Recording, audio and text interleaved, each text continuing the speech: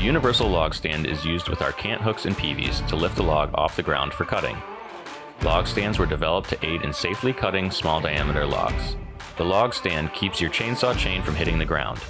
This attachment is easy to install, so they are there only when you need them. It fits any of our standard and extreme duty handles. The log stand is rated for 1,500 pounds and can hold larger diameter logs.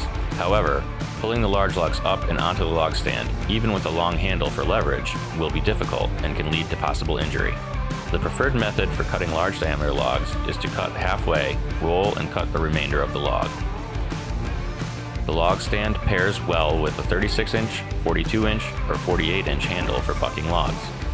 This combination will give you plenty of leverage and presents less of a tripping hazard.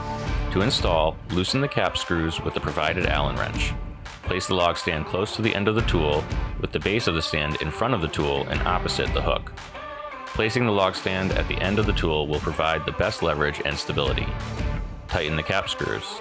Tightening the cap screws in a diagonal pattern will aid in a uniform fit.